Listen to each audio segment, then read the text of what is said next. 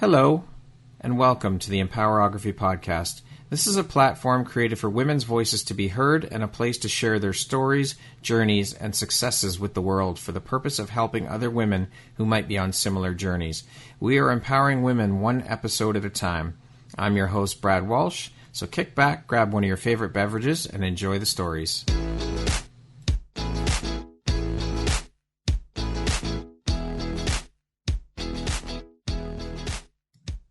Hello there, Brad Walsh here, your host of the Empowerography Podcast. Today, my guest is Mehri Coulter.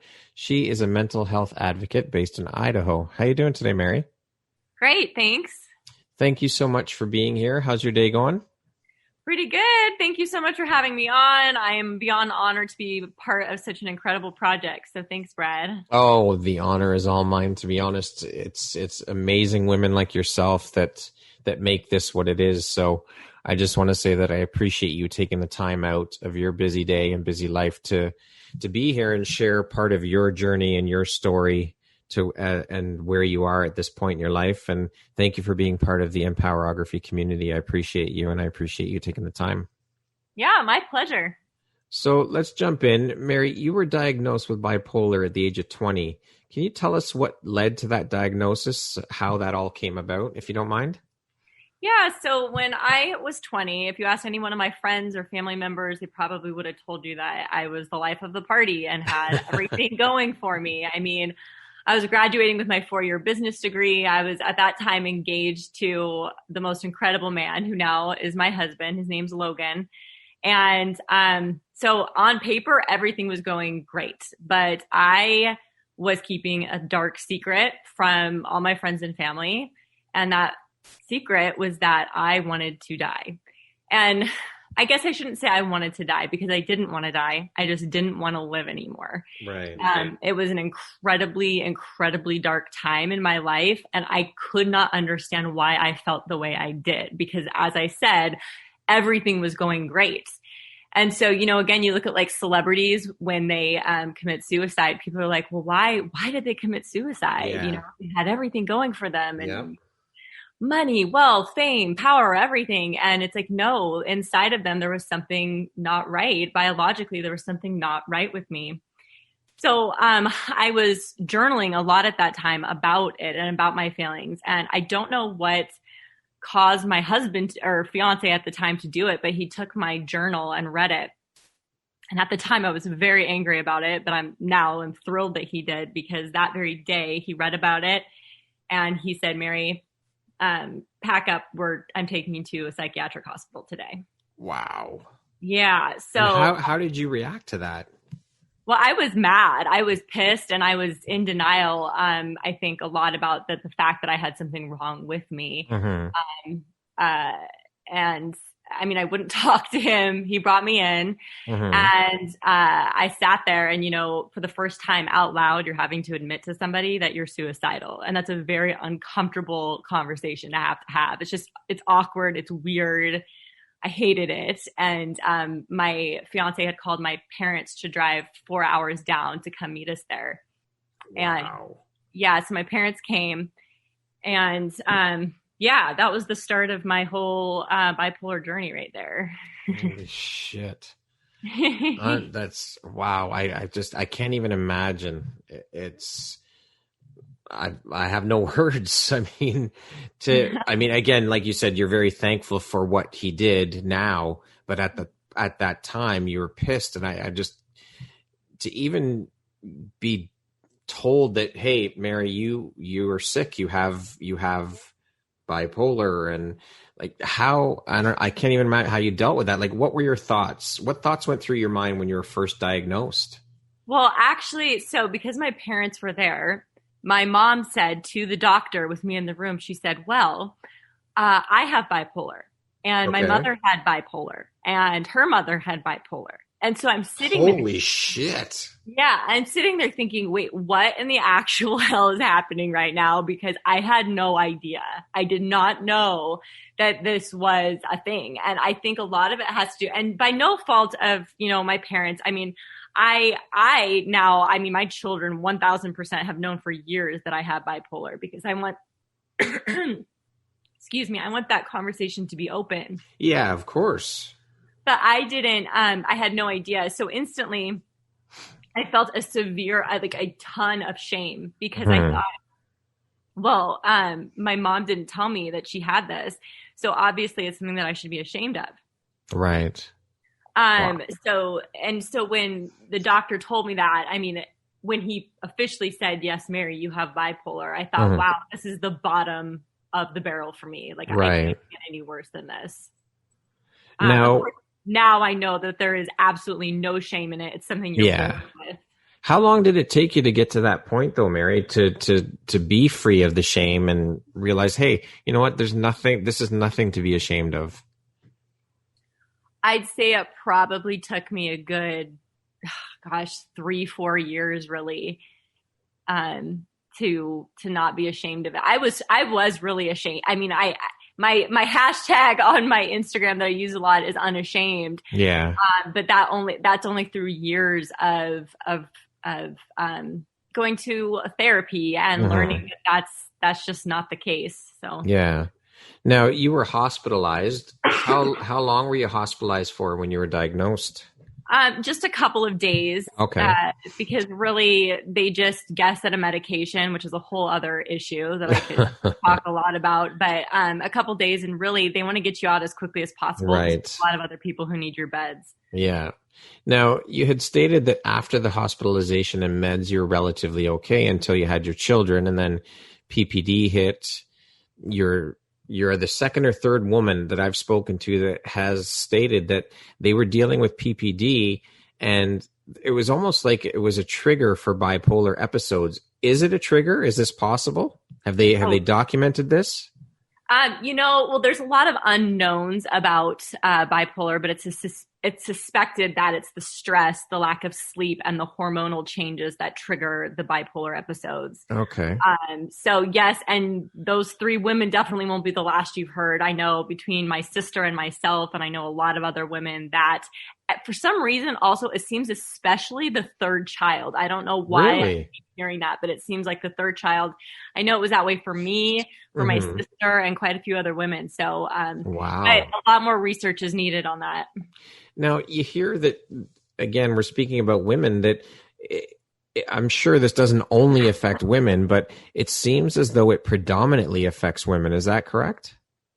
Yes, I believe the statistics show that more women have it than men do. But also, I also would wonder if women are more likely to receive help and are therefore diagnosed. Yes, that. I'm sure that's part of it for sure. Yeah. But I don't have the numbers in front of me to tell you that. Yeah. So when this started all over again for you after the PPD, once again, the doctor's immediate response is to medicate. But why? I mean, aside from the obvious and big pharma's involvement and whatnot, why are the doctors so quick to gravitate towards medication as opposed to any other method of help? Right. And this is kind of a loaded question, I think, too, because there's so many camps of thought of like we should do so much more like therapy, supplements, diet, exercise, all that kind of thing. And then there's the meds. And in my, I think in most cases, it's because you are in a life and death situation. Right. And, all those other methods take a long time. Medication's a much more quickly effective thing that can really bring you out of dark depression, away from suicidal ideation. So that's my quick answer to that question. I'm sure that question and the answer and everything around it is enough for a whole other episode of the podcast. Oh gosh, 100%. Yes. Now I read. It's truly not just medication that has saved me. I mean, it is a very complex journey to right. For sure. Now I read that you were suffering from severe depression, hypomania, mixed states, anxiety, medication withdrawal. For those of us that don't know, can you tell us what hypomania is? Yes. So hypomania is a lesser form of mania, and mania meaning basically your impairment, you're impaired, your judgment's impaired, your daily functioning is impaired. For example, my hypermania looks like extreme irritability, anger. Sometimes I have like rapid speech, flight of ideas. For example, coming up with like a ton of business ideas, and the world needs my business ideas or whatever. Right. But mania, on the other hand, you get more into, delusional thinking, thinking you're God. And wow. I've heard some examples. Some examples of, like, for example, one person. I'm trying to think. What's a really good example? I know one particular person who spent $16,000 on a party. Holy shit. Yeah. And so people lose their money really quickly. That overspending is a symptom of mania. That would be mania. Hypomania doesn't quite get to that point, but mania also, you have to be that way for like 2 weeks, and you most likely will need to be hospitalized. Right. So hypomania is just a lesser form of that. Okay. So after that 5 years of depression and hypomania and everything else that went along with that, what was the turning point for you? Like, how did you start to come out of it all and begin to pull yourself out of that deep hole you were in? Yes. And to go back to your question on medication, Sure. Much of that, depression, despair, like so much of the hypomania, even the stuff that I was getting into, was a result of incorrect guesses of medication. Oh my God. Like that, I don't understand that either. Like this is a person's life you have in your hands and you're playing with here, and you misdiagnose or put them on the wrong meds, or put them on meds that aren't, oh, let's try this one. Oh, no, this was not working. Let's try this one. It's like, it's quite frankly incredibly dangerous. It's very, very dangerous.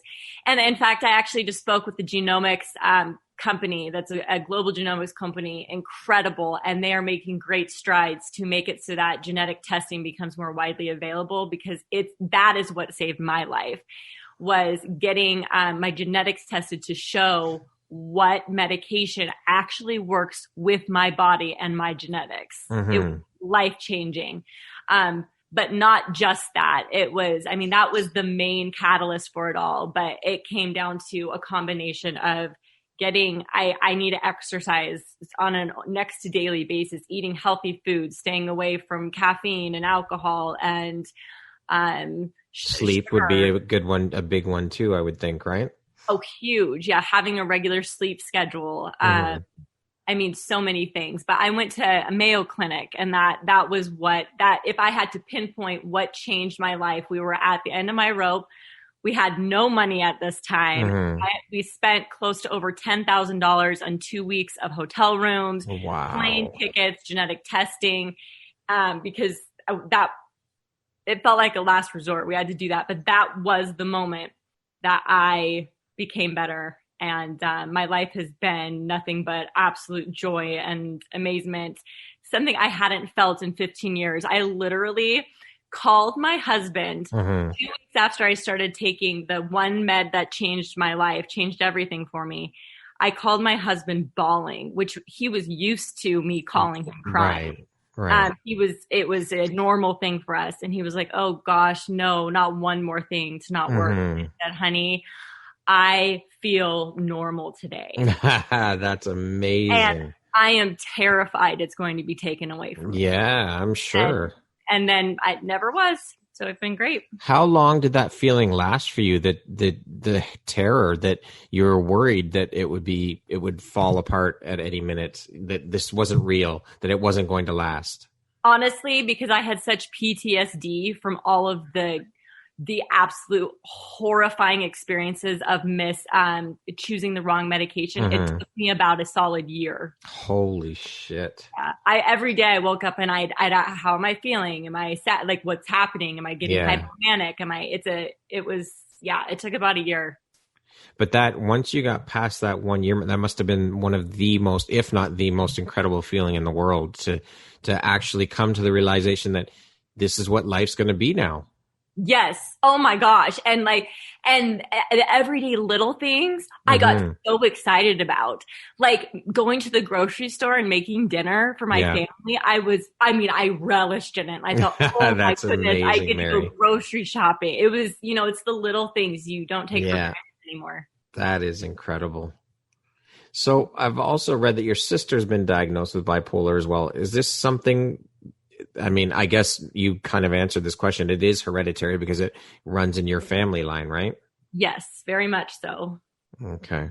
Now, your sister had a very hard time accepting the diagnosis and was in denial about it, which is what led you to be inspired and start your blog, correct? And your IG account and the social media thing, and you becoming such a huge advocate for mental health and starting your So Bipolar page on Instagram. And can you tell us a bit about that whole experience and tell us about what your sister went through a little bit and how you got started with all of your advocacy work? And Yeah.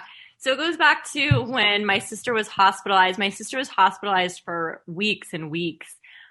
She got to the point where she was delusional. I mean, at that time, my sister thought that the psychiatric hospital was an episode on The Bachelorette. She thought she was the Bachelorette and that she was there to meet her husband. And my sister was already married. So she was completely she was too far gone at that point. And, but once we kind of got her to come around, she was still really in denial about bipolar. And this is very common. Many people who are diagnosed with it really have a hard time coming to terms with it and believing they actually have bipolar. right. So anyways, I loving my sister as much as I do, I couldn't stand the fact that my sister would be in denial or even possibly ashamed of her diagnosis.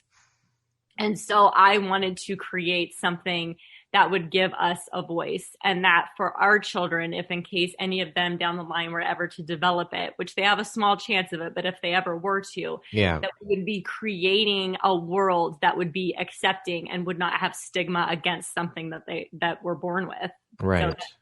So she was the catalyst for what started So Bipolar. Okay. So how is your sister doing now with all of it? Very well. She is doing well. Okay, that's good. So your blog and social media stance and your advocacy even led to being approached by WebMD to create a documentary called Married to Bipolar. Can you tell us a bit about that experience and how the whole project came to be and how it was being part of that project or being the focus of that project? Yeah, so it started when WebMD found I had some pictures done. They were just kind of self-portraits done by an incredible photographer, Daniel Rosenthal. And he took pictures of me showing contrasting moods. So everything from depression to rage, hypersexuality, paranoia, all those pictures. And they were really interested in that. And they flew down to where we lived and did a documentary on, because my husband and I, we have a very, very strong marriage. We've actually done some talks on marriages. Well, I guess you would have to, right? I mean, for going through and dealing with all of this and raising children, and you'd have to have an incredibly strong marriage.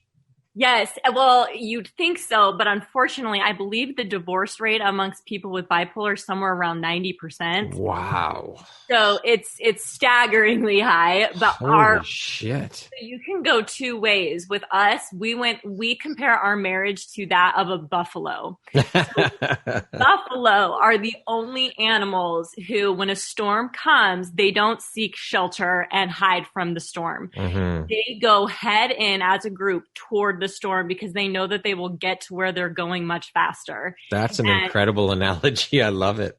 Yes. And that is how my husband and I approach our marriage, is that when hard times come, we don't back down, and we're going to get through it together as a couple. And it has made us so much stronger. So amazing. Okay. So the documentary, can you continue on with a little bit about that? And Oh yeah. So they just filmed us for an entire day, just Okay. asking us tons of questions about our marriage and about bipolar and everything. And then when it aired, I mean, we've got so many views, people from all around the world just saying, "Oh my gosh, watching your video was just like watching a story of my wife and I, or my husband and I." And we did it so that people wouldn't feel alone. And I think that we were able to accomplish that. Did that happen shortly thereafter you starting your whole Instagram page account and the advocacy work that you started doing? Did it happen shortly after? Did it take a while before that kind of caught on and it happened? I want to say about a year afterward. Okay. Very cool. That's amazing. And where can people watch this still? Is it still available to see? Oh yeah. If you just go to Google even or WebMD, you type in Married to Bipolar and we'll pop up. Okay. Awesome. Now, have you found that since you started advocating and using social media as a tool to help spread the word about bipolar and mental health issues and the documentary, that it's been cathartic for you? Has that helped you a lot? Oh my goodness. 1,000%. Whenever anybody comes to me and says, "I don't know, should I share my story?" And I said, yes, do it. It's so much freedom in it, because now I don't worry about, oh my gosh, is that person going to find out I have bipolar? No, I don't care, because that's unapologetically who I am. And I love that. And listening to other people's stories has made me feel not alone. I got to talk to somebody last week who everything she said, I thought, oh my goodness, it's as if we're living the same life. It's a mirror. Yes. And it was so relieving to think, oh my gosh, wow, like I am not alone. So it goes both ways. I've learned so much. I feel so grateful to be in the position that I've been in so many times.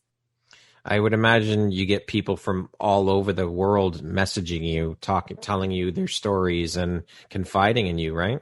Yep. How amazing does that feel that these people will unburden themselves with what they're dealing with unto you and ask you for help? How incredible is that? It's humbling, and it's so I feel just blessed to be able to take my pain and help them. It's made it so that my difficulties that I've gone through my life are worth something. Does it ever get overwhelming for you though? Like, holy shit, can I just have a day without someone reaching out and talking about this stuff? Does it ever get that way for you? It doesn't, because I would never, like, I love to be able to share in that with people, but there have been times when I'm trying so hard to, I love to stay positive, always looking for the silver lining. And so sometimes when people get trapped into that depressive thinking, which I myself have been there, it can have a tendency to kind of bring you down, and you have to find a way to bounce back. But honestly, I could do this till the day I die and die a happy person. Well, that's incredible that you do this work, Mehri, and that you help so many people. I think it's amazing. Absolutely amazing. It's so selfless and so just incredible. Oh, well, thank you.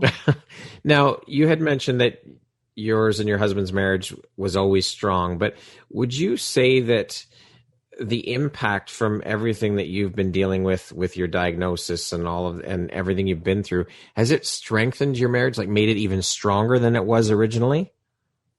Yes. Yeah. Oh gosh, yes, because it's forced us to communicate about things that are uncomfortable. And we've gotten to know each other very deeply. So it's definitely. Yeah. Now, I know you also suffered a tragedy that hit very close to home.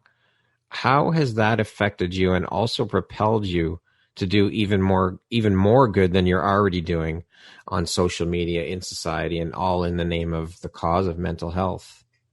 Yeah. So unfortunately, back in April, only a few months ago, my 16-year-old nephew, the son of my only sister who also has bipolar, her son, his name was Christian. He took his life because he had bipolar. And it was right after COVID started, so there was a lot of isolation and the schools were shut down, no social network at all. it got really hard for him. But I also go back to, again, the guessing of medications I have a real problem with. And I think it needs to become standard that people get their genetic testing before medication is ever administered to people. Because in many ways, because of my experience, I know possibly he could have gone really bad because of the medication not working all that great for him. But and to answer your question, it's lit a fire under me, and that big things need to happen for mental health. I've been doing just blogging and Instagramming, and it's one thing to blog and Instagram, but it's inspired me to really think outside the box and think, how can we change mental health in a bigger way? So I'm kind of working on a project right now that will hopefully raise money for different mental health costs. Awesome. Can you talk about it, or is it hush hush right now? Yeah, not quite yet. Not quite ready. Okay. All right. No problem. Just thought I'd ask. How long ago then did you start your advocacy work and using the social media platforms for your purpose? How long ago did you get all that started? I think it was about 4 years ago. Okay. Yep. So your audience and your following has grown quite quickly then, because you have quite a big following. Yeah, it did. After the WebMD video, it grew pretty exponentially. But to be quite honest, in the last years, my kids are a lot older, and my kids are my number one priority. So I've really taken a back seat on it, because, as you know, I don't get paid for this. It's not something I ever want to get paid for. Yeah. But it's it takes a lot of time, and my kids are my first priority. So I haven't been doing as much as I could be. But Now, did you ever in your wildest dreams think that when you started your blog and your social media advocacy, your blitz, that it would explode into what it's become today? Not really. And I love the use of your word explode. I don't really feel like it ever exploded. I don't know. I think it was just like the WebMD thing that really did it. And no, I didn't think that, but I'm really grateful for where it has gone, and I hope to do more with it. Well, you've got your project that you're working on, so I'm sure you'll do many, many more amazing things with it than what you're already doing. Yeah, I hope so. So how have you been feeling and dealing with your diagnosis over the past couple of years? Have you hit a turning point, so to speak, and you're feeling really, really good all the time? Oh, I've been doing awesome. And when I say awesome, like, I think people initially are like, oh my gosh, maybe she's manic, or maybe she's hypermanic, and no, like, I am doing awesomely, but in a very normal way. And I can't even put into words how incredibly grateful I am. But yes, I've been doing just fabulously, even despite what has happened with my nephew. I mean, when I lost him, he was like a little brother to me. Yeah, I'm sure. Incredible 16-year-old. I mean, he was like a genius, loving, handsome, tall, just athletic, this incredible guy. And despite losing him, I was able to rise out of it. Whereas before, that just, I would have crumbled. Right. That's amazing. That's so good to hear that you're doing so well, and in spite of that huge loss. Amazing. Now, mental health, in my opinion, is still today in 2020 viewed as a dirty little secret and still gets swept under the rug even. What do you think we can do to change the stigma and the negativity that is tied to mental health in society today? And why do you think that it's still viewed this way in 2020? When so many people now are talking about it more and coming out and saying, hey, I am afflicted. I am dealing with a mental health issue. Well, you are doing it right now. What you're doing, Brad, by allowing me to share my story, is how we end that stigma, because I think it normalizes the people, our faces behind it. Because I think the stigma, comes from fear and not understanding what something is. So a lot of it's also education, just educating people about what bipolar is. Bipolar does not mean that we live in a constant state of delusion, and we don't live in a constant state of depression. I mean, yes, we go through periods of time where we are in those just not correct thinking Mm-hmm. necessarily. But sorry, I lost my train of thought. No, that's okay. It's okay. By sharing those stories, Yeah. I think just normalizes it for people. But do you think that fear is the ultimate reason for why it still gets swept under the rug today? I mean, I think it's ridiculous.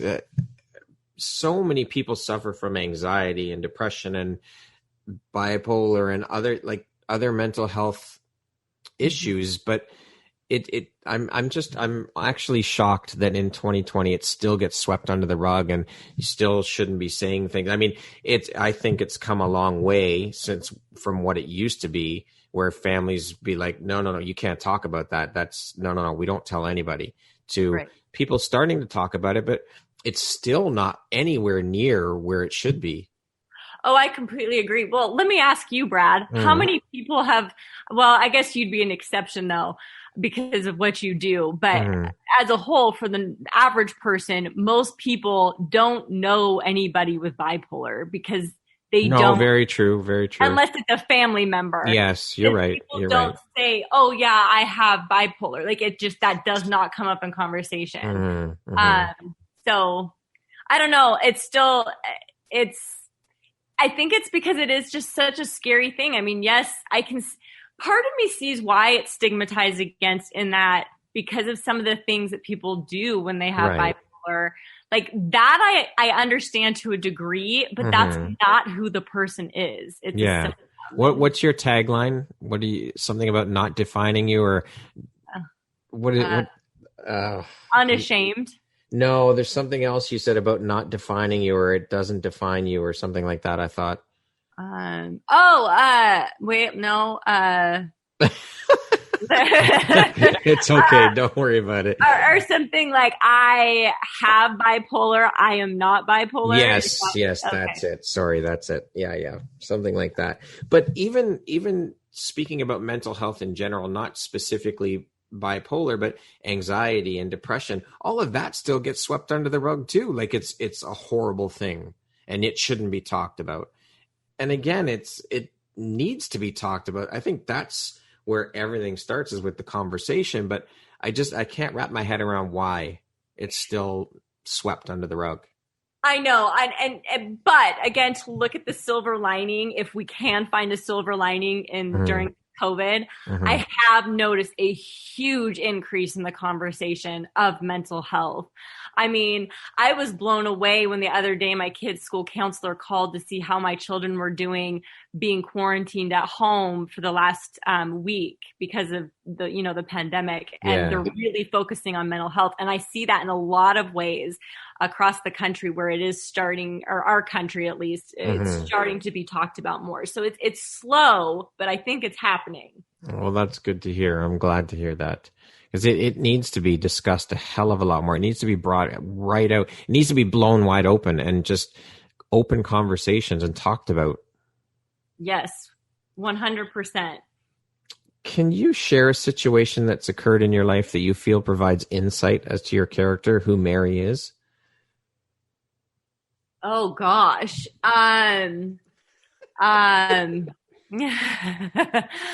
Let me think about this one. Who Mehri is. Can we come back to this question? Sure, no problem. What is something people seem to misunderstand about you? I really don't take time to think about that or what other people think of me. That's not something I have really think too much about. But I think if you're going to ask me maybe what people misunderstand about bipolar the most, of me having bipolar, I think it's the misconception that when you have bipolar, you live in a constant state of like mental unease. And that's just not the case. I mean, so many people I know who have bipolar live joy-filled lives. So, well, you're living proof. Yeah, exactly. Right? Yep. What is a passion of yours that you rarely share with people, and why not? My biggest passion in life is my faith in God. Which I feel that that's definitely something I share that a lot with friends and family. but I'm very hesitant to do that. Like on my social media, for example, if I mention God or anything, people get very standoffish. They get mean. Right. And they think I'm, trying to convert them to something, but that's just not the case. It's if I could share a story really quickly. Sure, of course. And again, not trying to convert anybody. This is my story. This is my, so I am Catholic, and I went to go see an exorcist, which really interests people a lot of time when you say you went and saw an exorcist, because I was worried. I'm like, because this is so hereditary, this bipolar, I want to know, is there a spiritual element involved? And we had a long conversation, but at the end of the day, he said, Mary, I really believe that we have sacraments called confession and something called adoration of the Eucharist. The Eucharist is what we believe to be the real body of Christ. Okay. Which again is very, there are huge opinions on that, and I totally respect it. These are my beliefs. Yeah. And I started going to these two things, and they completely changed my life. Like hands down, in the biggest way possible, in a meditative way. The way I was thinking completely changed.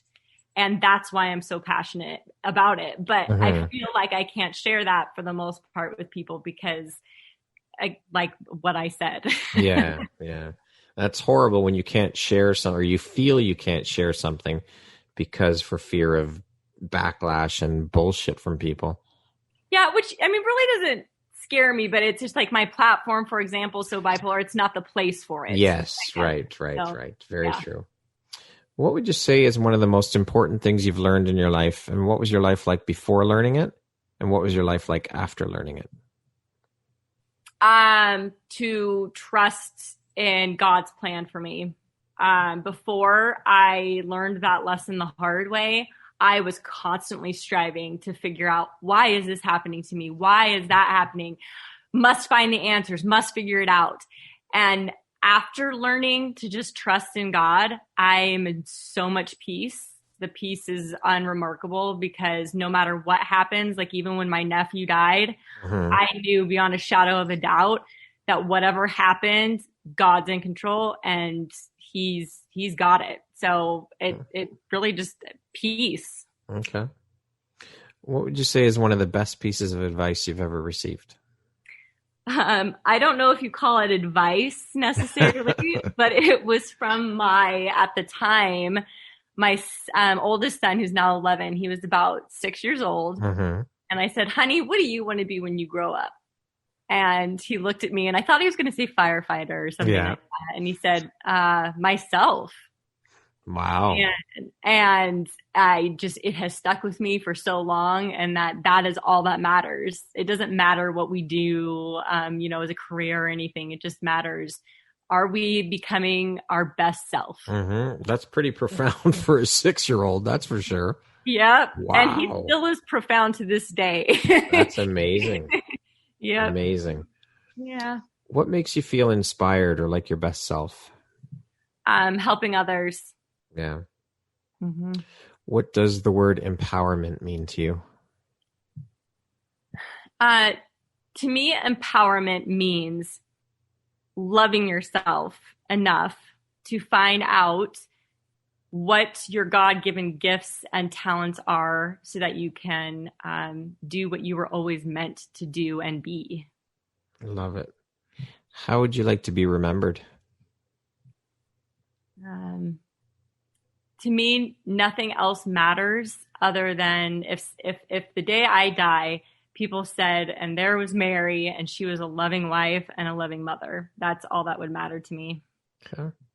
How would you describe yourself in one word? A fighter, and not in like the like fighting sense. Like you're not a UFC fighter or a boxer. No, but a fighter in that no matter what you hand me, I will fight for what is right. Yeah. And I will fight to the end. Awesome. I fought for my life. Yeah, exactly. It doesn't get much more intense than that. Right. What is your personal motto? push me down 8 times and I'll get up 9. I love it. What gives you the motivation to keep going? My kids, because if we're talking about bipolar again, I mean, they're my why for everything. But again, I want them to grow up in a world where everybody is loved and accepted. I think every mother's dream is that, but especially with any mental health challenges that they or their children or friends or family may face. Mm-hmm. If you're writing your autobiography, what would the title be? It'd be simple. It would just be So Bipolar and about my life with that. Awesome. If you could step into my shoes, what would you have asked yourself that I didn't ask you?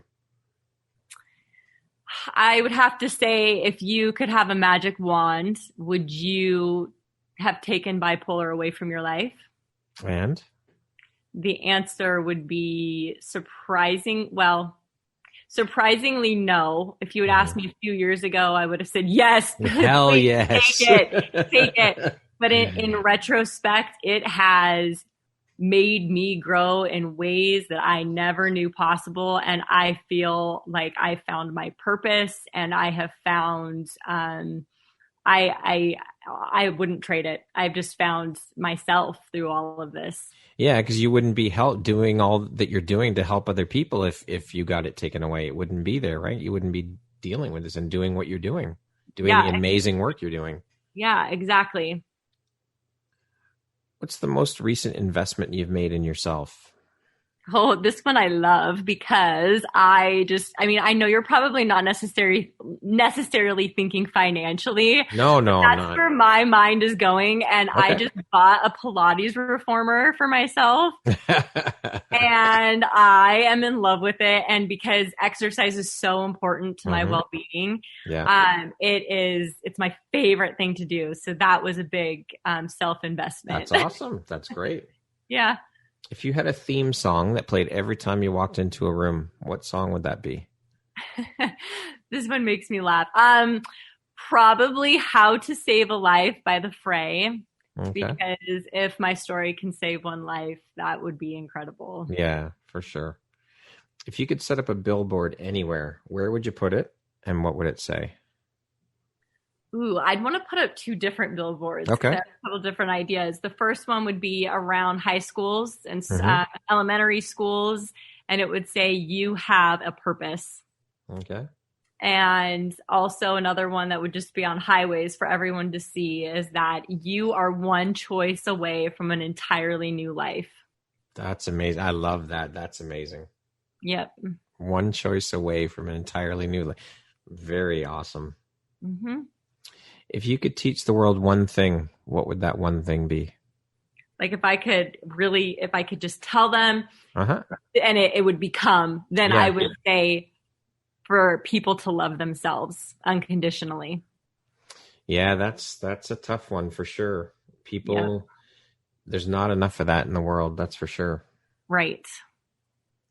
It causes such detriment, and it starts with our kids too. I mean, look at all the kids who are not loving themselves and not happy with who they are and doing these unspeakable things to themselves like suicide and dealing with all of that internally and not having anywhere to turn and not loving. And I think that everything starts with self. The foundation is self for everything. Oh, 100%. And I think social media, unfortunately, is fueling the fire. Yep. For not having self-love. I mean, social media and cell phones, on one hand, 2 of the most incredible inventions ever, but 2 of the worst inventions ever in the world as well. Yes. Yeah. I don't think we're kind of the new, for me at least, my generation are these kids who are the first to really have social media as a huge part of their lives. Yeah. As parents, I don't think we're quite as prepared as we need to be to guide them through. Very true. You're right. Media. I would agree with that 100%. Mm-hmm. If you could go back and give your younger self one piece of advice, what would that piece of advice be? Don't compare yourself to others. you'll always be disappointed. You need to become the person you were meant to be. I mean, that's very simple and trite, I feel like, but I wish I could have told myself that, because, you know, with bipolar, you have experienced a lot of different emotions and events in your life. And when you see other people not going through that, you're like, whoa, there's something wrong with me. And there's not, I'm just different. Yeah. Can we go back to that other question? Can you share a situation that's occurred in your life? Sorry, what was the question? Can you share a situation that's occurred in your life that you feel provides insight as to your character, who Mehri is? Sorry, I am not know why I could not think of an example of this one. Let me think really hard about this, Brad. Just a second. No problem. Gosh. This is again to show the example of me, how you asked me to describe myself in one word. Yeah. And I chose the word fighter. Yeah. And I also happen to have a seizure disorder where I have seizures when my anxiety gets overwhelming. Mm-hmm. And I have them particularly like when I go to get blood drawn. It's something that literally happens every time. And I had to get blood drawn a lot. And even though I'd have a seizure and to get one, I'd have to go back. And it wasn't necessary. Like some of this blood work wasn't necessary, but it was something that was going to help me improve my life so that I could be a better mother for my children. And I kept going to go get the blood work. No matter the fact that having a seizure and coming out of it for me is probably the worst feeling I've ever had in my life. I don't know how to explain it, but it's a very scary feeling for me. Yeah. And just keep doing it no matter what, not quitting. Because of the good that it's doing. Yes. Yes. That's awesome. Lastly, if you were to deliver your last 30-second speech to the world, what do you think that last 30 seconds would sound like? So be thankful for the struggles, give thanks for the pain. It's only through the difficulties that we find our true capabilities, our true selves, and our true power. So don't let that pain you experience ever be in vain, and use it to help the next person. And above all, whatever you do, do it with all the love you have in your heart. That would be my last 30 seconds. That's beautiful. Mehri, thank you so much for taking the time to be here and share your story. And you are a fucking incredible inspiration. You are an amazingly beautiful soul, an amazing woman, and just incredibly strong. You're a fighter. Like you said, you're so strong for what you've been through and dealt with and are still dealing with. And I have so much admiration and respect for you. I think what you're doing is so incredibly selfless and so incredibly amazing. It's just, I'm in awe. You are one of a kind. It's absolutely incredible. And it's been such a pleasure chatting with you and hearing your story and allowing me to provide this platform for you to share your story. I'm honored. Oh my goodness. Well, same here. Thank you so much. I mean, my stories wouldn't get heard unless you had me on here. So thank you so much. It was my absolute pleasure. Once again, my name is Brad Walsh, host of your Empowerography Podcast. Today, my guest has been Mehri Coulter. She is a mental health advocate based in Idaho. Thank you, Mehri. I hope you have an amazing rest of the day. You too. Bye-bye. Bye.